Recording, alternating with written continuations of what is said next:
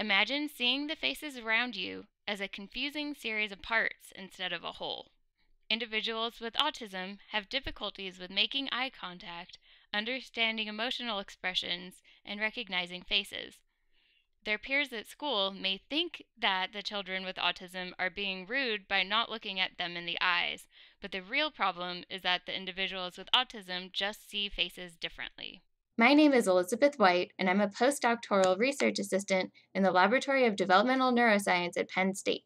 Our lab uses MRI technology to take pictures of how blood flows to various regions of the brain when adolescents with autism look at pictures of faces compared to other types of objects. We take these pictures of the brain before and after participation in our interventions to measure the effect of the interventions on changing the course of brain development. In our first computer-based intervention, adolescents with autism, ages 12 to 18, are trained to recognize cartoon-like objects called greebles. To recognize individual greebles, the adolescents with autism need to view them as a whole instead of focusing on their parts. In addition, these greebles have been shown to activate the face processing network of the brain following training. We hypothesize that the training may improve how the brain responds to pictures of human faces and thus improve the adolescent's ability to see faces as a whole.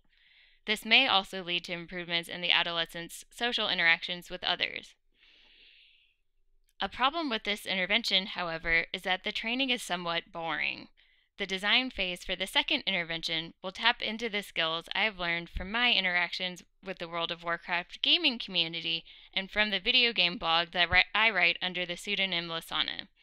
Research on developing serious games allows us to blur the line between video games and educational intervention tools. Interventions for children and adolescents with autism should be fun and effective. Thus, the goal of the second phase of the intervention study is to improve autism computer-based interventions by adding in appropriate elements from video games.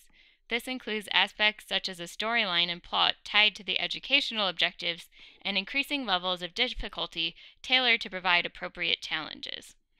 When you contribute to this autism research project, you are helping us finish the first intervention and begin the design of the second intervention while we work on securing larger grant funding.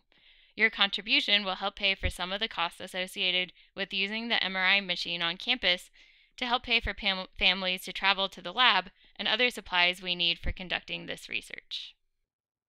In return for your support, we will provide you with exciting rewards related to autism, the brain, and gaming. Together, we can bridge the world of video games and the world of autism interventions to make interventions more fun and effective. With your help, we can further our understanding of how individuals with autism view the social world. Thank you for joining our quest to improve the lives of children and adolescents with autism.